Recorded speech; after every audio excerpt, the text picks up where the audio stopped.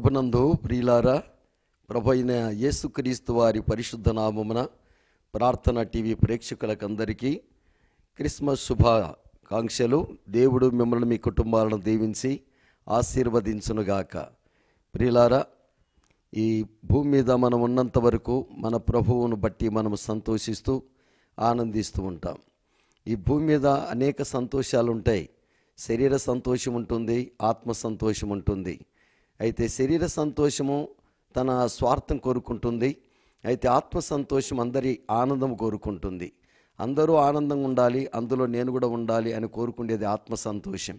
కనుక ఈరోజు మరి క్రిస్మస్ సంబరాలు చేసుకుంటున్న నీవు భూలోకములో పరలోకములో అలాగనే నీ ఇంటిలో సంఘములో సంతోషం ఉంది, మరి నీలో సంతోషం ఉందా అన్న విషయాన్ని యేసు క్రీస్తును పండుగ చేసుకుంటున్న మనం యేసు ప్రభును పోలి జీవించాలి అన్న సత్యాన్ని చూస్తూ ఈరోజు క్రిస్మస్ యేసును పోలిన వారే చేసుకోవాలి, యేసును పోలి జీవించు వారే చేసుకోవాలి. ప్రార్థన.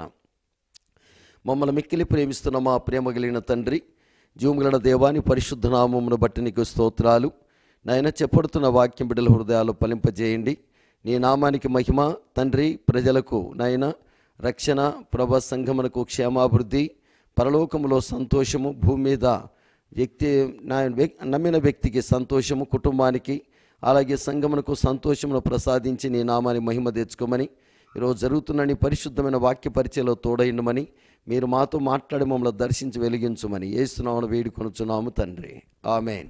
దేవుని బిడ్డలారా, క్రిస్మస్ పండుగ చేసుకుంటున్న నీవు నేను ఏ పార్టీ వారు ఆ పార్టీ లీడర్ని అనుసరిస్తారు. అలాగే ఏ తండ్రి హీరో అనుసరిస్తున్నారో ఆ హీరో ఫాలోవర్స్ అందరూ కూడా హీరో ఎలాగ బట్టలు వేసుకుంటాడో అలాగే ఆ విధంగానే కట్టింగ్ విషయంలో అలా ఫాలో అవుతుంటారు. ఏ దేశం ఏ పార్టీ వారు ఆ జెండా పెట్టుకుంటారు.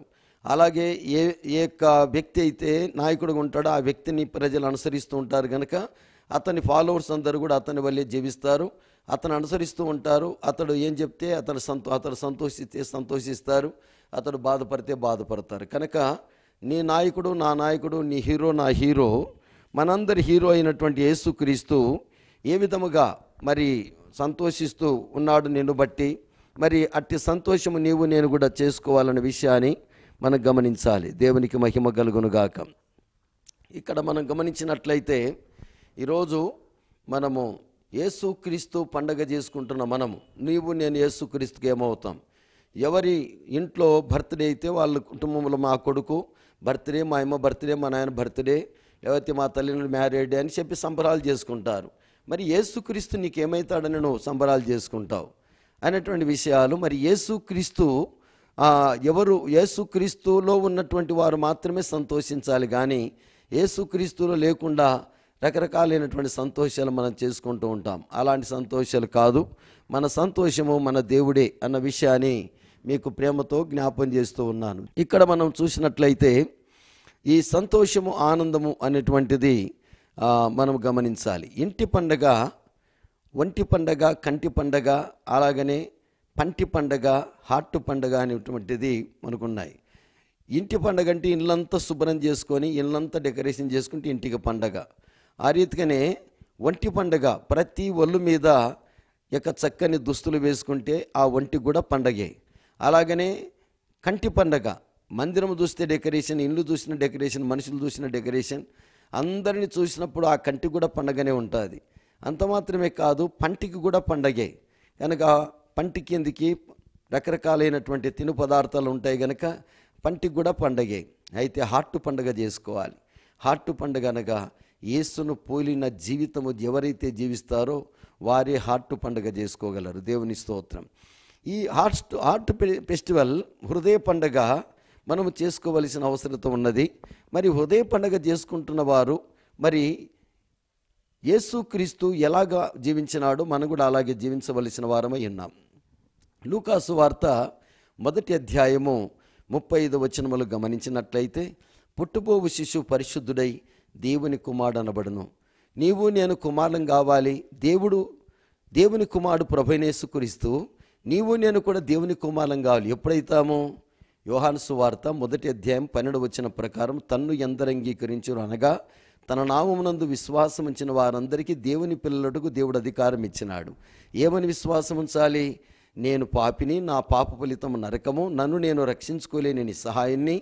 అయితే దేవుడు నన్ను ప్రేమించి దేవుడే మానవుడిగా భూమి మీదకి వచ్చి నా పాప పరిహారం కొరకై తన విలువైన రక్తాన్ని సిందించి నాకు బదులుగా శిక్షణ భరించి నా మరణము తీసుకొని నాకు బదులుగా మరణించి తిరిగి లేచినాడు, అది నేను నమ్ముతున్నాను అని ఎవరైతే అంగీకరిస్తారో, ఆయన శిలువ కార్యాన్ని, ఆయన దైవత్వాన్ని, ఆయన మంచితనాన్ని, ఆయన దేవుడు నా కొరకు భూమి మీదకి వచ్చినాడని ఎవరైతే అంగీకరిస్తారో, ఆ దేవుడు నా పాప పరిహారం కొరకై భూమి మీదకి వచ్చి నా కొరకు చేయవలసినంత చేసినాడు గనక ఆయనను నేను అంగీకరిస్తున్నానని ఎవరైతే అంగీకరిస్తారో, యేసు క్రీస్తు దేవుడని, యేసు క్రీస్తు రక్షకుడని, యేసు క్రీస్తు ప్రభువని, యేసు క్రీస్తు నా పాప పరిహారం చేసిన దేవుడని ఎవరైతే నమ్ముతారో అటువంటి వారందరూ దేవుని పిల్లలవుటకు దేవుడు అధికారం ఇచ్చినాడు. దేవుని స్తోత్రం.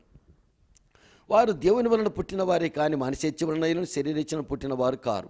కనుక దేవుని పిల్లలము గనక మనమందరము కూడా దేవుని వలె మనం జీవించవలసిన వారమై ఉన్నాం. నా పిల్లలు నన్ను అనుసరిస్తారు, నా తండ్రిని నేను అనుసరిస్తాను, అలాగే ఎవరి పిల్లలు వాళ్ళని అనుసరిస్తారు. దేవుని పిల్లలు దేవుని వలె భూమి మీద బ్రతికితే అది నిజమైన క్రిస్మస్ ఆనందం కలుగుతుంది. కనుక మరి యేసుక్రీస్తును నువ్వు అంగీకరించినావా? యేసు ప్రభును దేవునిగా హృదయంలో చేర్చుకున్నావా? ఒకవేళ చేర్చుకోకపోతే ఎప్పుడైనా చేర్చుకో. యేసే మార్గం, సత్యం, జీవం. యేసు ప్రభే పవిత్రుడు, నిర్దోషి, నిష్కల్మషుడు, పాపులో చిరగ ప్రత్యేకం ఉన్నవాడు, ఆకాశ మండలము కంటే మిక్కిలి ఎచ్చైనవాడు, ఈయన ఒక్కడే నాకు సరిపోయిన దేవుడు అని చెప్పి నమ్మం. ప్రియులారా, దేవుడు యేసుక్రీస్తు. ఎవరు దేవుడు? సృష్టికర్త, పరిశుద్ధుడు, అక్షయుడు, సర్వనిర్వాడు, సర్వశక్తిమంతుడు, సర్వాధికారి, సర్వలోక రక్షకుడు. ఈ 7 లక్షణములు కలిగిన వాడు దేవుడు. మరి ఎందుకు నీకు దేవుడైనాడు అని అంటే, నీ పాప శాపముల కొరకే కలవరిశిలో రక్తము గార్చి శిక్ష భరించి మరణించినందుకు ఆయన దేవుడైనాడు. మరి ఎలా దేవుడైనాడు? తిరిగి లేచినందుకు దేవుడైనాడు. ఈ 3 సత్యాలను అంగీకరిస్తే నువ్వు దేవుని కుమారుడవుతావు, దేవుని బిడ్డవైతావు, దేవుని బిడ్డవుగా నువ్వు జీవిస్తావని మనవి చేస్తూ ఉన్నాను. కనుక యేసుక్రీస్తు దేవుని కుమారుడు, నీవు నేను దేవుని కుమారులం కావాలి. యేసుక్రీస్తు బాప్తిసం తీసుకున్నాడు, నీవు నేను కూడా బాప్తిసం తీసుకోవాలి. లూకాసు వార్త 3వ అధ్యాయం 2వ వచనములో ఆయన బాప్తిస్మము తీసుకొనెను. కనుక బాప్తిసం తీసుకున్నప్పుడు మత్తయి సువార్త 3వ అధ్యాయం 10వ వచనములో ఇతడు నా ప్రియమైన కుమారుడు, ఇతని యందు నేను ఆనందిస్తున్నాను అన్నాడు. బాప్తిస్మం తీసుకున్న వారి యందు దేవుడు ఆనందిస్తాడు. బాప్తిస్మం అనేది దైవ కార్యం, అందుకే దేవుడు ఆనందిస్తాడు. బాప్తిసం అనేది దైవ సంకల్పమైన కార్యం, అందుకే దేవుడు ఆనందిస్తాడు. బాప్తిసం అనేది దేవుని ఆజ్ఞ, చేయవలసిన పని, అది దేవుని నీతి, అది పరలోక కార్యం. కనుక బాప్తిసం అనేటువంటిది దేవుని సంబంధమైన కార్యము గనక ఆ కార్యములో పాలు పంపులిందిన వారిని బట్టి దేవుడు ఆనందిస్తాడు. మరి నువ్వు బాప్తిసం తీసుకున్నావా? బాప్తిసం తీసుకోకపోతే ఇప్పుడే ఇది అనుకూలమైన సమయం, ఇదే రక్షణ రేపేం జరుగుతుందో నీకు తెలియదు. లోపల నువ్వు బాప్తిసం తీసుకొని దేవుని బిడ్డగా తీర్చబడాలని నీకు మనవి చేస్తూ ఉన్నాను. కనుక బాప్తిస్మం అనేటువంటిది మన ప్రభు యేసుక్రీస్తు తీసుకున్నాడు. బాప్తిసం తీసుకోవడానికి నజరేతు నుండి ప్రభు యొక్క యూదయలో ఉన్నటువంటి యోర్దాను నదికి వచ్చినాడు. కనుక 90 కిలోమీటర్ల దూరంలో నుండి ప్రభు వచ్చి బాప్తిని తీసుకున్నాడు. కనుక నీవు నేను కూడా బాప్తిసం తీసుకోవాలి. యేసుక్రీస్తును హృదయంలో అంగీకరించడం అది ప్రైవేటు, యేసుక్రీస్తును బాప్తిసం తీసుకోవడం అనేది అది పబ్లిక్. ప్రియులారా, ఒక అమ్మాయిని ఒక అబ్బాయి తల్లిదండ్రులు సమక్షంలో వెళ్ళి పెత్తనానికి వెళ్ళి చూసినప్పుడు అంగీకరిస్తారు, అది ప్రైవేటు. కానీ అందరి సమక్షంలో కార్డులేసి అందరి సమక్షంలో తాళి కడతాడు, అది పబ్లిక్. అలాగనే యేసుక్రీస్తును అంగీకరించడం అది ప్రైవేటు, అందరి సమక్షంలో నువ్వు బాప్తిని తీసుకోవడం ద్వారా అది పబ్లిక్ అవుతుంది. అప్పటి నుంచి నువ్వు సంఘ సభ్యుడు అవుతావు. తర్వాత బల్లలో పాలుపంపులు పొందడం వీలవుతుంది. ఇతడు దేవుని బిడ్డ అని ప్రజలు సంఘం అంతా గుర్తిస్తారు. ఇతడు దేవుని నమ్మిన వాడు బల్లకు పాత్రుడు అని చెప్పి అందరు సంఘం గుర్తించి నీకు బల్లలో కూడా పాలు పొందొచ్చు. కనుక ఇవన్నీ కూడా నీ ఆత్మీయ జీవితాన్ని పబ్లిక్ చేస్తున్నట్టు. అందును బట్టి రక్షించబడాలి. అంత మాత్రమే కాదు, బాప్తిసం కూడా తీసుకోవాలి. నీ ప్రభు నా ప్రభు అలా చేసినాడు గనక నీవు నేను అలా చేస్తే మంచిదని మనవి చేస్తూ ఉన్నాను. తర్వాత యేసుక్రీస్తు బాప్తిసం తీసుకున్న తర్వాత భూమి మీద ఎలాగ బ్రతికినాడు అన్న విషయాన్ని కూడా మనం చూస్తాం. మార్కు సువార్త 1వ అధ్యాయము 35వ వచనం. ఆయన పెందల కడనే లేచి ఇంకా చాలా చీకటి ఉండగా ఆయన వెళ్ళి అరణ్యమునికి వెళ్ళి ప్రార్థన చేయుచుండెను. ఎప్పుడు లేచినాడు? పెందల కడ అనేటువంటి మన ప్రభు అయిన యేసుక్రీస్తు లేచి చేసినాడు గనక నీవు నేను కూడా, నీ గురువు నా గురువు, నీ దేవుడు నా దేవుడు, మనం అనుసరిస్తున్నటువంటి ప్రభువైన యేసుక్రీస్తు ఆయన పెందలకడ లేసే అలవాటు ఉండేది గనక నీకు నాకు కూడా పెందలకడ లేసే అలవాటు నీవు నేను కలిగి ఉండాలి. పెందలకడనే దేవుడు 10 ఆజ్ఞలు ఇచ్చినాడు. పెందలకడనే మన్నాహారం కురిసింది. పెందలకడనే యెహోషువ లేచినాడు. పెందలకడనే ఎరికో కోట గోడలు కూలిపోయినాయి. పెందలకడనే హెజ్కేలు లేచినాడు. పెందలకడనే మోసే లేచినాడు. పెందలకడనే దావీదు లేచినాడు. పెందలకడనే అనేటువంటిది బలిపీఠము కట్టి వాళ్ళు ప్రార్థించినారు. పెందలకడ అనేటువంటి రైతు విత్తనాలు తీసుకొని విత్తనాలు పోతాడు. పెందలకడనే లేచి ఒక విద్యార్థి చదువుకుంటే ఉన్నత స్థితికి వస్తాడు. పెందలకడనే లేచి ఎక్సర్సైజ్ చేసి వాళ్ళు చేస్తుంటారు. కొంతమంది పెందలకడనే లేచి పోలీస్ సెలక్షన్ అయిన తెల్లవారుజామున లేచి రన్నింగ్ చేస్తుంటారు. పెందలకడ అనేది అన్నిటికీ మంచిది. పెందలకడనే కోడి కూతగొస్తుంది. పెందలకడనే అడుక్కునేవాడు బుడుబుడుకులలో కూడా అడుక్కునేటువంటి వాళ్ళు పెందలకడనే లేచిపోతుంటారు. ఆ ఆటో తోలుకునే వారు కూడా పెందలకడనే లేచి వెళ్తూ ఉంటారు. పాలు పోసి వ్యాపారం, తర్వాత యొక్క పేపర్ వేసేవాళ్ళు ప్రతి ఒక్కరు ఉదయకాలం లేచి పెందలకడనే పనులు చేసుకుంటూ ఉంటారు. టీ చేసేవాడు పెందలకడనే లేచి టీ చేస్తూ ఉంటాడు. కనుక పెందలకడ అనేటువంటిది చాలా మంచి. పెందలకడనే చాలా పుష్పాలు ఇచ్చుకుంటాయి. కనుక పెందలకడనే నువ్వు లేయాలి. పెందలకడనే లేచి ఆ యొక్క మేక మేహ అంటుంది, తర్వాత లేగదూడ అంబో అంటుంది, తర్వాత గేదె దూడ మే బే, ఆ తర్వాత అది కూడా తన యొక్క భాషలో తల్లిని పిలుస్తుంది. పొద్దున్నే లేచి కొక్కరోకో అంటుంది కోడి. కనుక ఈ రీతిగా పొద్దున్నే లేచి కిచకిచమైన పక్షులు కిచకిలాడుతుంటాయి, కాకులు కావు కావుమని అడుస్తూ ఉంటాయి. ఈ రీతిగా ప్రతి ఉదయమున లేచి తెల్లవారుజామునే అవి స్తుతిస్తూ ఉంటాయి. కోవెలలో దేవుని ఆరాధిస్తూ ఉంటాయి. ప్రతి పక్షి దేవుని గణపరుస్తుంది. కనుక మన ప్రభు పుట్టింది తెల్లవారుజామునే, మన ప్రభు ప్రార్థన చేసింది తెల్లవారుజామునే, మన ప్రభు చనిపోయి తిరిగి లేచింది తెల్లవారుజామునే, భక్తులు కనపడే తెల్లవారుజామునే. తర్వాత తెల్లవారుజామున అనేది చాలా మంచిది. తెల్లవారుజామున లేచి స్టూడెంట్ కానీ, వర్కర్ కానీ, తర్వాత స్త్రీ కానీ, పురుషుడు కానీ, ఏ వ్యక్తి అయినా సరే ఉన్నతమైన స్థితికి వస్తాడు. కనుక తెల్లవారుజామున ప్రతి ఒక్కరూ లేవలసిన అవసరం ఉంది. కనుక నువ్వు క్రిస్మస్ పండుగ చేసుకుంటున్న నీవు, సందడి చేసుకుంటున్న నీవు, సంతోషంగా ఉన్నటువంటి నీవు, మరి ఆ యొక్క సంతోషములో నువ్వు పాలుపంపులు పొందాలి అంటే, హృదయానందములో నువ్వు పాలుపంపులు పొందాలంటే నువ్వు కూడా పెందలకడనే లేచి దేవుని గణపరచవలసిన అవసరం ఉందని ప్రేమతో మీకు మనవి చేస్తూ ఉన్నాను. కనుక యేసు ప్రభు పెందలకడనే లేచేవాడు. తర్వాత యేసు ప్రభు ఇంకేం చేసేవాడు అని అంటే, ఆయన లేచి కృతజ్ఞతాస్తుతులు చెల్లించేవాడు. పరిశుద్ధ గ్రంథములు మనం గమనిస్తే యోహాను సువార్త 6వ అధ్యాయంలో యేసుక్రీస్తు 5 రొట్టెలు 2 చేపలు పట్టుకొని కృతజ్ఞతాస్తుతులు చెల్లించినాడు. యోహాను సువార్త 11వ అధ్యాయంలో లాజరు సమాధి దగ్గర, దేవా నా మనవి వింటున్నందుకు నీకు కృతజ్ఞతల స్తుతులు చెల్లిస్తున్నాను అన్నాడు. కృతజ్ఞతాస్తుతులు చెల్లించుట అయోమయం తొలగిపోతాయి. కృతజ్ఞతాస్తుతులు చెల్లిస్తే అద్భుతాలు జరుగుతాయి.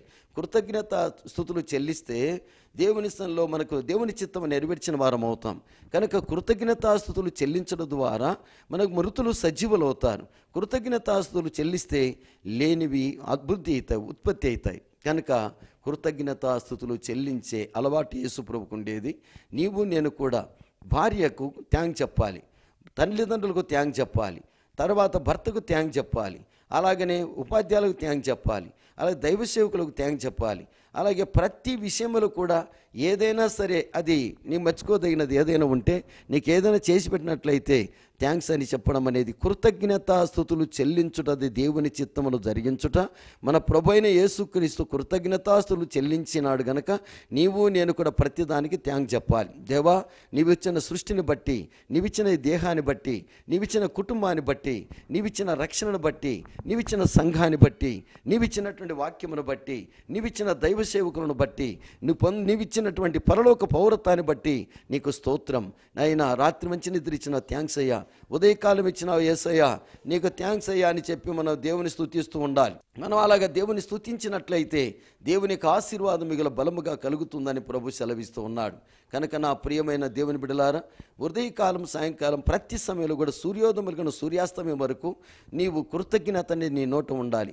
ఏం చేసినారుపా, ఏం పెట్టినారుపా, ఏమి ఇచ్చినారుపా, ఏం చెప్పినాడుపా, ఏమి ఇచ్చినాను అని భర్తను, భార్యను, పిల్లలు, కుటుంబాన్ని ఎప్పుడు కూడా ఈ విధంగా అనుకోకుండా ఉన్నదానిని బట్టి దేవుని త్యాగం చెప్తే లేనిది దేవుడు నీకు అనుగ్రహిస్తాడు. కనుక మన దేవుడు కృతజ్ఞతాస్తుతులు చెల్లించి అలవాటు కలిగిన వాడు కనుక క్రిస్మస్ పండుగ చేసుకుంటున్న నీవు నీ దేవుని లక్షణాలు, గుణలక్షణాలు కలిగిన క్రిస్మస్ పండుగ చేసుకుంటే నువ్వు ధనుడు అవుతావని మనవి చేస్తున్నాను. కనుక మన ప్రభువైన యేసుక్రీస్తుకు 3వదిగా ఆయనలో ఉండేది ఏంటంటే ఆయన పాటలు పాడే అలవాటు ఉండేది. మార్క్సు వార్త 14:26 వారు కీర్తనలు పాడి ఒలీవల తోటకు వెళ్ళిరి. వారు యేసుక్రీస్తున్నాడు, శిష్యులు ఉన్నారు, అందరూ కూడా ఉన్నారు. అక్కడ మనం గమనించినట్లయితే ఎబ్రిల్కి రాసిన పత్రిక 2వ అధ్యాయంలో అక్కడ కూడా సమాజముల మధ్య ఆయన కీర్తన పాడిరి, సహోదరుల మధ్య ఆయన కీర్తన పాడి. కనుక దేవుని సన్నిధిలో కీర్తనలు పాడే అలవాటు ప్రభువైన యేసుక్రీస్తు శిష్యులకు ఉంది. కనుక మనం కూడా దేవుని సన్నిధిలో కీర్తనలు పాడే అలవాటు మనం కలిగి ఉండాలి. దేవుని వాక్యములే జకర్యా గ్రంథము 2వ అధ్యాయం 10 సియోను వాసులారు మీరు సంతోషముగుండి పాటలు పాడండి. ఉదయకాలం లేచినటువంటి ప్రతి ఒక్కరు కూడా సంతోషముగుండి పాటలు పాడితే దేవుడు మన మధ్యకు వస్తాడని రాయబడింది. 118 కీర్తన 15 నీతిమంతుల గుడారంలో రక్షణ గూర్చిన ఉత్సవ సునాదాలు వినబడను, సాహస కార్యములు దేవుడు ఆ ఇంట్లో కార్యము చేయను. అవును ప్రియులారా, మనం పాటలు పాడితే దేవుడు మన ఇంటికి వస్తాడు. ఒకరోజు ఒక రాజుగారు ఆపదలో ఉన్నాడట. ఆపదలు ఉన్నప్పుడు కేకలేసిన రక్షించమని 5 మంది యవనస్తులు వచ్చి రక్షించినప్పుడు వారిని అడిగినాడట, మీరు ఏం కావాలో కోరుకోమంటే ఒక్కొక్కరు కోరుకున్నారు. అయితే ఒక వ్యక్తి మాత్రమే ఉన్నాడంటే, రాజా నెలకు ఒకసారి నా ఇంటికి రావాలన్నాడు. సరే చనిపోయింటే చేసేది ఉంది, బ్రతికినాడు కనుక సరేలే అన్నాడు. మంత్రికి చెప్పినాడు, మంత్రి మనము ఆ ఊరికి వెళ్ళాలి, ఎలా ఉంది రోడ్డు చూడమన్నాడు. చాలా అతుకులో ఘోరంగా ఉంటుంది పల్లె రోడ్డు. సరే వెంటనే అక్కడికి రాజబాట వేసినారు. రాజబాట ఎందుకు పడుతుందంటే పలానా ఇంటికి పలానా ఊరికి రాజుగారు వస్తున్నారంట. ఎందుకు అంటే ఏదో కార్యం జరిగింది. సరే ఆ ఇంటికి వెళ్ళినాడు. ఇల్లు చూస్తే చాలా చిన్న వంగిట్టు వెళ్ళాల్సి వచ్చింది, చాలా పేద ఇండ్లు. ఆ పేద కుటుంబాన్ని అప్పుడు అన్నాడు రాజుగారు, నేను నెలకోసారి వచ్చిపోయి రాజు ఇండ్లు ఇలాగ ఉండకూడదు కనుక దీన్ని పెద్ద బంగ్లా కట్టమని చెప్పినారు. అడగకుండానే బంగ్లా, అడగకుండానే రోడ్డు వచ్చి పడింది. తర్వాత ఆ ఇంట్లో భోజనాలు మాత్రం బాగాలేవు. తర్వాత రాజబంగ్లా అయింది కానీ బంగ్లాలో రాజభోజనం లేదు. అప్పుడు ఆయన పలానా రాజకుమార్తె నేను చెప్పినా చెప్పి తీసుకొచ్చి ఇతనికి రాజకుమార్తెని వివాహం చేయమన్నానంట. అంటే అప్పుడు ఇతడు ఒక చిన్న రాజు అయిపోయినాడు. ఒక రాజు వచ్చే ఇల్లు మారింది, తర్వాత రోడ్డు మారింది, తర్వాత అతని పరిస్థితి మారి స్థితి గతి మతి మార్చబడి అతని ఖ్యాతి పెరిగింది. రాజాదిరాజు అయిన దేవుడే నీ ఇంటికి వస్తే నీ స్థితి గతి మతి ఖ్యాతి మారదా? కనుక గొప్పగా దేవుడు దీవిస్తాడు. కనుక ప్రియులారా, కనుక దేవుని సన్నిధిలో పాటలు పాడితే దేవుడే వచ్చి సాహస కార్యాలు చేస్తాడు.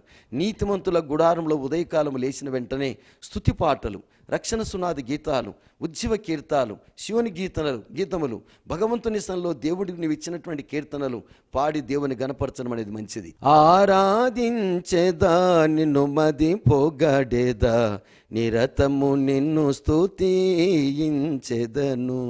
మార్గము నీవే, సత్యము నీవే, జీవము నీవే ఓ నా ప్రభువా. ఆరాధించెదా నిన్ను మది పొగడేదా, నిరతము నిన్ను స్తుతించెదను. స్తోత్రం చెల్లింతుము, స్తుతి స్తోత్రం చెల్లింతుము. యేసు నాదుని మేలులు తలంచి, క్రీస్తు నాదుని మేలులు తలంచి, స్తోత్రం చెల్లింతుము, స్తుతి స్తోత్రం చెల్లింతుము. ఈ రీతిగా నీవు దేవుని సన్నిధిలో స్తుతి గీతాలు ఉదయకాలంలో పాడి దేవుని గణపరిచినట్లయితే దేవుడు అక్కడికి వచ్చి నీ అవసరాలు తీర్చి నేను దీవిస్తాడు. ప్రియులారా, ఇది చేసి చూడండి, దేవుడు గొప్ప కార్యాలు జరిగిస్తాడు. నేను కూడా మనం జీతానికి ఉండి పెళ్లి చేసుకున్నాం. మేము 5 మంది పిల్లలం. 5 మంది పిల్లలు అయితే ఇంట్లో మా మంచం మీద 2 అయితే మంచి కింద 3 అనుకునే వాళ్ళు. చాలా పేదరికం.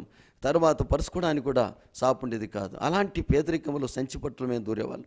ఇలాంటి పేదరికంలో ఉన్న నేను ఈరోజు దేవుడు సమృద్ధి అయిన దీవెన, ఆశీర్వాదం, ఆరోగ్యము, దేవుని కృపలో ఒక ఇంటికి, తర్వాత ఒక నాయకునిగా, ఒక సంఘానికి సంఘ కాపరిగా, అలాగే నీకు భార్య భర్తగా, పిల్లలకు తండ్రిగా, ఈ యొక్క సమాజంలో ఒక పౌరునిగా, దేవుని సన్నిధిలో ఇక పాస్టర్ ఫెలోషిప్లో ప్రెసిడెంట్గా, అలాగే మన్నా మినిస్టర్ ఎగ్జిక్యూటివ్ బాడీ మెంబర్గా, అలాగనే దేవుని సన్నిధిలో ఈరోజు ఒక స్థాయి, స్థితి, గతి, మతం మార్చబడి ఖ్యాతి పెరిగిందంటే నేను తెల్లవారుజామున లేచి దేవుని స్థలం కృతజ్ఞతాస్తులు చెల్లించి ఈరోజు 46 సంవత్సరాల కిందట యేసుక్రీస్తుని నేను నమ్ముకున్నాను. అప్పటి నుంచి ఇప్పటి వరకు ప్రతి ఉదయం లేస్తాను, కృతజ్ఞతాస్తులు చెల్లిస్తాను, పాటలు పాడుతూ ఉన్నాను. దేవుడు అంచెలంచెలుగా దేవుడు నన్ను ఆశీర్వదిస్తూ వచ్చినాడు. దేవునికి మహిమ ఘనత ప్రభావాలు కలుగునుగాక. ఎవరైతే దేవుని గణపరుస్తారో దేవుడు వాళ్ళని గణపరుస్తారు.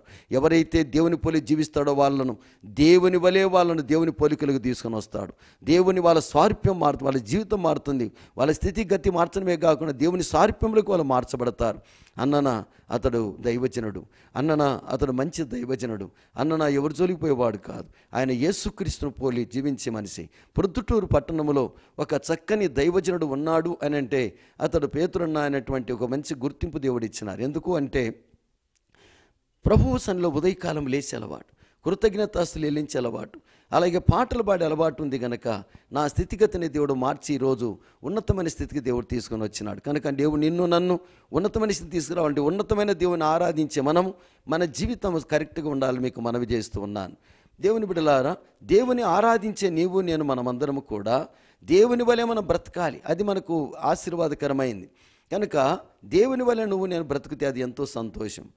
ఒకరోజు ఒక రాజుగారు ఒక వ్యక్తిని రాజుగారి దగ్గరికి ఒక వ్యక్తిని పిలుచుకొని వచ్చినారు. ఆ వ్యక్తి ఆ యొక్క సైన్యం నుంచి వెనక్కి పారిపోతూ ఉన్నాడు. పారిపోతున్నప్పుడు అక్కడున్న సైన్యాధ్యక్షుడు చెప్పిన, రాజా, సైన్యంలో ఉన్న మనిషిని చూసి ఇతడు పారిపోతున్నాడు అన్న. అప్పుడు అతడు రాజు అన్నాడు, నీ పేరేం పేరు అన్నాడు. నా పేరు అలెగ్జాండర్ అన్నాడు. చాలా బాధపడినాడు రాజుగారు. ఆ రాజుగారి పేరు కూడా, ఆ ప్రభు పేరు కూడా సెక్రెట్, ఆ యొక్క అతడు ఎవరు అని అంటే ది గ్రేట్ అలెగ్జాండర్. అప్పుడు రాజుగారు అన్నాడంట, నీ పేరైనా మార్చుకొని నీ బ్రతుకైనా మార్చుకో అన్నాడట. ప్రియులారా, నా పేరు పెట్టుకొని నా సైన్యములు వండి వెనక్కి తిరిగిపోవడమా ఏమిటి ఇది అని చాలా బాధపడినాడట. కనుక నీ పేరైనా మార్చుకొని నీ బ్రతుకైనా మార్చుకో. క్రిస్టియన్ అనేటువంటి నీవు యేసుక్రీస్తును పోలి జీవించకుండా ఉంటే నీ యొక్క బ్రతుకు మార్చుకుంటే మంచిది, లేక నీ పేరైనా మార్చుకొని బ్రతుకుతే మంచిది. యేసుప్రభు బిడ్డనని చెప్పుకుంటూ యేసుప్రభులే కాకుండా నీ ఇష్టం వచ్చినట్టు బ్రతుకుతుంటే అది బ్రతుకు కాదు. ఎవరైనా కొంతమంది పార్టీల నుంచి అతన్ని బహిష్కరిస్తారు, అతను సస్పెండ్ చేస్తారు. అది ఎందుకు అని అంటే, మా పార్టీలో ఉండి మాకు చెడ్డ పేరు తీసుకొని వస్తున్నావు, నీ బ్రతుకు సరిలేదు, నీ పద్ధతి సరిలేదు, ఇక పార్టీకి అనుగుణంగా నువ్వు బ్రతకడం లేదని చెప్పి అతన్ని బహిష్కరణ చేస్తున్నారు. అలాగనే మరి దేవుని బిడ్డగా ఇండుకొని దేవుని బిడ్డగాను బ్రతుకుతున్నా అని చెప్పుకొని దేవుని బిడ్డగాను బ్రతకకపోతే దేవుడు నిన్ను కూడా డిస్మిస్ చేస్తాడు. కనుక క్రీస్తును పోలి జీవించాలి. అదే నీవు నిజమైన క్రిస్మస్ పండుగ చేసుకోవడానికి అర్హుడవు, ధన్యుడవుతాను నీకు ప్రేమతో మనవి చేస్తూ ఉన్నాను. కనుక నా ప్రియమైన దేవుని బిడ్డలారా, నీవు నేను మనమందరము కూడా యేసుక్రీస్తును పోలి జీవించాలి. మన ప్రభువైన యేసుక్రీస్తు ఏం చేసేవాడు? ఆయన ప్రతిరోజు కూడా వాక్యం చదివేవాడు. పరిశుద్ధ గ్రంథములో లూకాసు వార్త 4వ అధ్యాయం 16వ వచనములో ఆయన వాడుక చొప్పున సమాజం అందరికి వెళ్ళి వాక్యం చదువుతుండేవాడు. దేవుని వాక్యము నీవు నేను చదవాలి. నిజమైన క్రిస్మస్ పండుగ చేసుకుంటున్న నీవు వాక్యమైన దేవుడు, వాక్యమైనటువంటి దేవుడు, వాక్యమైన దేవుని గురించి నువ్వు తెలుసుకోవాల్సిన అవసరం ఉంది. కనుక నిజమైన క్రిస్మస్ పండుగ ఆచరిస్తున్న నీవు ప్రతిరోజు వాక్యం చదువుతున్నావా? మరి సంవత్సరానికి ఒకసారి బైబిల్ అయిపోయి చేస్తున్నావా? దేవుని సన్నిధిలో రోజుకు 3 అధ్యాయాలను చదువుతున్నావా? దేవుని వాక్యమును చదవని నీవు ఎలా క్రిస్మస్ పండుగ చేసుకోవడానికి వీలవుతుంది? కనుక ప్రతిరోజు కూడా దేవుని వాక్యం చదవాల్సిన అవసరత ఉందని మీకు ప్రేమతో మనవి చేస్తూ ఉన్నాను. దేవుని బిడ్డలారా, దేవుని వాక్యం చూడడం ద్వారా 3 విషయాలు మనకు అర్థమవుతాయి. దేవుడు ఎంత గొప్పవాడో మనకు తెలుస్తుంది, మనమెంత బలహీనులమో తెలుస్తుంది, సాతాను ఎంత మోసగాడో తెలుస్తుంది, లోకం ఏమైపోతుందో తెలుస్తుంది, భూమి ఎలాగ పుట్టిందో ఎలా కొనసాగుతుందో లోకం ఏమైపోతుందో అనే విషయాలు తెలుస్తాయి. దేవుని వాక్యం తెలిస్తే యేసుక్రీస్తు జీవిత చరిత్ర తెలుస్తుంది. దేవుని వాక్యం చదివితే ఈ లోకంలో విగ్రహం ఎలాంటిదో మరి దేవుడు ఎలాంటి వాడో నీకు తెలుస్తాడు. సజీవుడైన దేవుడు, పవిత్రుడు, నిర్దోషి, నిష్కల్మషుడు, పాపులలో చేరక ప్రత్యేకముగా ఉన్న దేవుడు యేసుక్రీస్తు అనే సంగతి నీకు తెలుస్తుంది. అందును బట్టి దేవుని వాక్యమును చదువు. దేవుని వాక్యము ద్వారానే సైతానును యేసుప్రభువు ఓడించినాడు. దేవుని వాక్యం ద్వారానే లోకాన్ని జయించినాడు. దేవుని వాక్యం ద్వారానే మరణమును జయించినాడు యేసుప్రభు. కనుక వాక్యమును కలిగి ఉంటే, కీర్తన గ్రంథం 119 కీర్తన 98వ వచనములో శత్రుకు మించిన జ్ఞానం, తర్వాత 99 వచనములో బోధకులకు మించిన జ్ఞానం, వృద్ధులకు మించిన జ్ఞానాన్ని కలుగుతుంది. దేవుని వాక్యం చదివితే యవన కాలంలో తొట్టిల్లకుండా ఉంటావు. దేవుని వాక్యం చెప్తే హృదయంలో వాక్యం ఉంటుకుని పాపం చేయకుండా ఉంటావు. దేవుని వాక్యం నీలో ఉంటేగిన నువ్వు బ్రతుకుతావు, స్థిరపరచబడతావు, నెమ్మది కలిగి ఉంటుంది. దేవుని వాక్యం నీ పాదాలకు దీపం ఉంటుంది, నీకు తెలివి కలిగిస్తుంది. ఇట్టి వాక్యము నీ జీవితాన్ని వెలిగింపజేస్తుంది. దేవుని వాక్యం చదివాడు ఎన్నడూ తొట్టిల్లడు, దేవుని వాక్యం చదివాడు తొట్టిల్లుతాడు. కనుక వాక్యాన్ని చదువు. దేవుని వాక్యమును చదివితే నువ్వు క్రిస్మస్ పండుగ చేసుకోవడానికి యోగ్యుడవు. దేవుని వాక్యం చదవకుండా నువ్వు పండుగ చేసుకోవడానికి యోగ్యత లేదు అని మనవి చేస్తున్నాను. తర్వాత యేసుక్రీస్తు ఎలాగుండేవాడు అని అంటే, ఆయన మనం గమనించినట్లయితే జీవితంలో ఆ ప్రభు అయిన దేవుడు ఏం చేసేవాడంటే ప్రార్థన చేసే అలవాటు ఉండేది. లూకాసు వార్త 22వ అధ్యాయం 39వ వచనములో ఆయన ఏకాంత ప్రార్థన చేసేవాడు. లూకాసు వార్త 9వ అధ్యాయం 18వ వచనములో ఏకాంతం మిగిలి ప్రార్థన చేసేవాడు. ఆయన ఎప్పుడు కూడా ఆయన 29వ వచనం ఆయన ముఖరూపం మారింది అని చూస్తాం. అంటే ఏకాంత ప్రార్థన ఎక్కువ ఇష్టపడేవాడు. కనుక యేసుక్రీస్తు ఏకాంత ప్రార్థన, నీ ఇంట్లో నా ఇంట్లో మన ఇంట్లో కూడా వ్యక్తిగత ప్రార్థన ఉండాలి, కుటుంబ ప్రార్థన ఉండాలి, సంఘ ప్రార్థన ఉండాలి. వ్యక్తిగత ప్రార్థన చేసుకుంటే రహస్యమున్న దేవుడు వింటాడు. కుటుంబ ప్రార్థన చేసుకుంటే మన మధ్యకు వచ్చి దేవుడు నివాసం చేస్తాడు. కుటుంబంలో మేలు కలుగుతుంది. కలిసి ప్రార్థించే కుటుంబమే కలిసి ఉంటుంది. కలిసి ప్రార్థించే కుటుంబంలో శాశ్వత జీవం ఉంటుంది. అక్కడ మేలు ఉంటుంది అని మనవి చేస్తున్నాను. కనుక ప్రార్థన జీవితం నీకు నాకు ఉండాలి. సంఘములో సంఘ కుడికలు వెళ్ళి నువ్వు సంఘములో పాల్గొంటూ ఉండాలి. అది నువ్వు చేయవలసిన అవసరత నీకుందని నీకు మనవి చేస్తూ ఉన్నాను. కనుక ప్రియులారా, ప్రభువైన యేసుక్రీస్తు నీ పాప శాపముల కొరకై ఆయన ఈ లోకానికి వచ్చి ఆయన నీ కొరకు బలిపోయినాడు. ఎందుకంటే ఆయన ప్రార్థన అలవాటు కలిగినవాడు గనక. యేసుక్రీస్తు క్రిస్మస్ పండుగ చేసుకుంటున్న నీవు నేను, యేసు ప్రభు పోలి నీవు నేను జీవించాలి. ఆయన ప్రార్థనాపరుడు. ప్రార్థించే వ్యక్తిని మారుస్తుంది. ప్రార్థన చేసే వ్యక్తి అనేక ఆశీర్వాదాలకు కారకునిగా చేస్తుంది. కనుక నువ్వు మారినావా? యేసుక్రీస్తున్నది ప్రార్థన చేసుకోవడానికి మారు. వ్యక్తిగత ప్రార్థన, కుటుంబ ప్రార్థన మన ఇళ్లలో ఉంటే మన జీవితం ధన్యమవుతుందని మనవి చేస్తున్నాను. ప్రియులారా, ప్రభువైన యేసుక్రీస్తు ఆయన దేవుని మందిరానికి వెళ్ళే అలవాటు ఉండేది. నీవు నేను కూడా మందిరానికి అన్ని కూడికలకు వెళ్ళాలి. దేవుని మందిరములకు కూడికలు వెళ్ళడం ద్వారా లూకాసు వార్త 4వ అధ్యాయం 16వ వచనములో ఆయన దేవుని యొక్క సన్నిధిలో మందిరానికి వెళ్ళి అలవాటు ఉండేది కనుక నీవు నేను సంఘంలో జరిగే కూడికలకు అన్నిటి కూడా వెళ్ళాలి.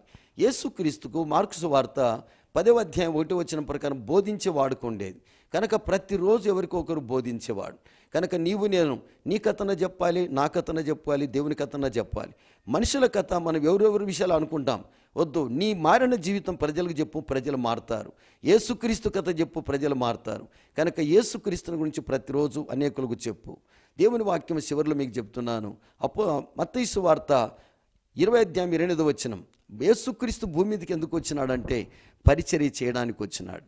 మరి నీ ఇంట్లో నువ్వు పరిచర్య చేస్తున్నావా? నీ సంఘంలో నువ్వు పరిచర్య చేస్తున్నావా? నువ్వున్న స్థలంలో నువ్వు పరిచర్య చేస్తున్నావా? ఎక్కడైనా పెళ్ళిళ్ళకి ఏదైనా కార్యక్రమం వెళ్ళినా తర్వాత సోకిల రాయి మధ్య పోజులు కొట్టుకుంటా ఉన్నావా? తను దేవుని స్థలంలో ఇంట్లో పరిచర్య చేసి తల్లిలకు చదువుడు బాధోడుగా ఉన్నావా? అలాగనే సంఘంలో పరిచర్య చేసి దైవ సేవకులు చేదుడు బాధోడుగా ఉన్నావా? కనుక పరిచర్య చేసేవాడు పరిపాలకుడు అవుతాడు. పని వెంట మని ఉంటుంది. పరిచర్య చేసేవాడు పరిపాలకుడు అవుతాడు. కనుక పని వెంట ప్రమోషన్ ఉంటుంది. కనుక నాయకులందరూ కూడా గొప్ప నాయకులందరూ కూడా పని చేసి గొప్ప ప్రమోషన్ మంది నాయకులైనారు. ఏ పని చేయనటువంటి సోమరి ఎప్పుడు నాయకుడు కాలేడు. నాయకుడు అనేవాడు తాను చేస్తూ చేయిస్తాడు. కనుక నీకు రాంది ఏం చేస్తావు, ఏం చేయిస్తావు, అందును బట్టి నాయకత్వం అంటే ఏంటంటే పరిచర్య చేయాలి. పరిచర్య చేసేవాడు నాయకుడు. అంత మాత్రమే కాదు, యేసుక్రీస్తు ప్రాణం ఇవ్వడానికి వచ్చినాడు. అనేకుల పాప విమోచన ఖరీదనగా తన ప్రాణం ఇవ్వడానికి వచ్చినాడు. మరి నీవు ఎందుకుండా భూమి మీద ఎందుకు వచ్చినా భూమి మీదకి? తిని తిరగడానికా? తిరిగి అమ్మ నేను బాధ పెట్టడానికా? తిని తర్వాత సంఘములో పుట్టింది, సంఘములో నిన్ను చూస్తానే దేవుని సేవకుడు బాధ పెట్టడానికా? కాదు. నీ దశమాం తీస్తున్నావా? దేవుని స్థలంలో పిల్లలు కూడా దశమాం ఇచ్చి నేర్పించాలి. నువ్వు ప్రాణం పెట్టాల్సిన అవసరం లేదు. నీ సమయాన్ని ఖర్చు చేయి, నీ తలాంతులు ఖర్చు చేయి, నీ ధనమును దశమాం దేవునికి, పిల్లలకు కూడా దశమం ఇచ్చేది నేర్పించు. తల్లిదండ్రులు పిల్లలను పెట్టుకొని దశమ కవర్ ఇచ్చేటప్పుడు ప్రార్థన చేసుకొని పిల్లలతో కలిసి ప్రార్థన చేయించుకోండి. ఎందుకు మనం దేవునికి ఇవ్వాలంటే నాయన సమస్తము దేవుంది, ఆకాశం భూమి సూర్యుడు చంద్రుడు గాలి నీరు ఈ లోకంలో అంతా దేవుంది, మనదంటూ ఏది లేదు నాయన అని చెప్పి దేవుని సన్నిధిలో వారికి ఇచ్చేది నేర్పించు. అలాగే చేస్తే ఆ దేవుడు ఎంత ప్రాణం ఇచ్చినాడో అది మనం కూడా మన దశమామిన మనకు సంఘానికి సమయము దశమాము కన్నీళ్ళు మనం ఇవ్వాలి. చాలామంది అన్న ఎందుకు ఇస్తుంటావు నువ్వు చాక్లెట్ ఎప్పుడు అందరికీ ఇచ్చంటావే అంటే ఆయన ప్రాణమన్నా ఇచ్చిన నేను చాక్లెట్ ఇద్దామని ఇచ్చంటా అంటాను. కనుక మిమ్మల్ని పరిచయం చేసుకొని మేము ప్రేమించడానికి కొంత అలాగే చేస్తూ ఉంటాం. కనుక నీవు నీ సంఘానికి దశమాం ఇచ్చి నీ సమయం ఇచ్చి నీ తలాంతులు ఇచ్చి దేవుని గనపరచు. అప్పుడు నువ్వు నిజమైన క్రిస్మస్ చేసుకునేట్టు అవుతుంది. ప్రియులారా, యేసే మన గెస్ట్ అయితే, దైవజనులే మన హోస్టులైతే, యేసుకు మన హృదయం అర్పిస్తే, జీవితమే అంకితమైతే దేవుడు మెచ్చును నిండుగా అదే అసలైన క్రిస్మస్ పండగ. కనుక ఈ లోకములో పండగ చేసుకుంటున్న నీవు అలాగ చేసుకొని దేవుని సంతోషపరిచి నువ్వు కూడా సంతోషముగా ఉందువుగాక. ఆమేన్. ప్రార్థన. మమ్మల్ని మిక్కిలి ప్రేమిస్తున్న మా ప్రేమ కలిగిన తండ్రి, నీకు స్తోత్రాలు. ప్రభువా, భూమి మీద క్రిస్మస్ పండగని సంబరాలు చేసుకుంటున్న నేను, నా దేవుడు నన్ను బట్టి సంబరం చేసుకుంటున్నాడా? నా కుమారుడు రక్షించబన్నాడు, నా కుమారుడు బాప్తిసం తీసుకున్నాడు, నా కుమార్తె తెల్లవారుజామున లేస్తూ ఉన్నాడు, నా కుమార్తె తెల్లవారుజామున లేచి ప్రార్థన కృతజ్ఞతలు చెల్లిస్తుంది, నా కుమార్తెలు నా కుమార్తెలు అందరూ కూడా పాటలు పాడుతున్నారు, ఇదిగో అందరూ వాక్యం చదువుతున్నారు, అందరూ ప్రార్థన చేసుకుంటున్నారు, అందరూ కూడా దేవుని మందిరానికి క్రమంగా వెళ్తూ ఉన్నారు, సంఘ కూడికలకు వెళ్తున్నారు, నన్ను గురించినటువంటి సువార్త చెప్తున్నారు, వారి సాక్ష్యం పంచుకుంటున్నారు, సంఘములో పరిచర్య చేస్తున్నారు, దేవునికి దశమామిస్తున్నారు, వాక్యానుసారంగా జీవిస్తున్నారు వీరు అని మమ్మల్ని బట్టి నువ్వు సంతోషిస్తే అది నిజమైన క్రిస్మస్ సంబరాలు. నేను నిన్ను బట్టి మేము పండుగ చేసుకుంటున్నాం, కానీ మమ్మల్ని బట్టి నువ్వు పండుగ చేసుకుంటున్నావా? అది ఆ విధంగా ప్రతి ఒక్కరు అర్థం చేసుకొని నిజమైన క్రిస్మస్ ఆనందం అనుభవించడానికి సహాయం చేయి. బండ మీద చినుకు పడినట్టుగా తాత్కాలికమైన సంతోషం కాకుండా తండ్రి, ప్రతిదినం ప్రతి సమయంలో నిత్యమైన క్రిస్మస్ ఆనందం అనుభవించడానికి ప్రతి ఒక్కరు రక్షించబడి బాప్తిని తీసుకొని సంఘక్రమణకు లోబడి వాక్యానుసారంగా జీవించే భాగ్యం దయచేయమని నాయన ప్రార్థనా టీవీ ప్రేక్షకులందరినీ దీవించండి. ప్రార్థనా టీవీని ఏర్పాటు చేసిన బాబును, అలాగే తన్ని స్టూడియం చేస్తున్న సీనును దీవించండి. ప్రతి ఒక్క బిడ్డను పేర్పున దీవించి ఆశీర్వదించుమని యేసునామమున వేడుకొనుచున్నాము తండ్రి. ఆమేన్. దేవుడి మీద మీ కుటుంబాలను దీవించి ఆశీర్వదించునుగాక. క్రిస్మస్ శుభాలు మంచిగా మీకు తెలియజేస్తున్నాను. దేవుడి మీద దీవించునుగాక. వచ్చే వారం చక్కగా ఇదే సమయ దేవుని వాక్యం నుండి దైవ దీవెన పొందండి. God bless you. అందరికీ వందనాలు. ప్రేమ, సంతోషం, సమాధానం అందించే దైవ కుటుంబం మన్నా ప్రార్థనా మందిరం. రక్షణ, స్వస్థత, పరిశుద్ధతకై దర్శించండి మన్నా ప్రార్థనా మందిరం. సంఘ కాపరులు, వర్తమానికులు రెవరెండ్ డాక్టర్ ఎన్ పీటర్ గారు, BD MTH. Pastor N Shalem Raj Kumar గారు, బీటీహెచ్ ఎంటీహెచ్. సెల్ నంబర్స్ 9908711854 మరియు 9989750722.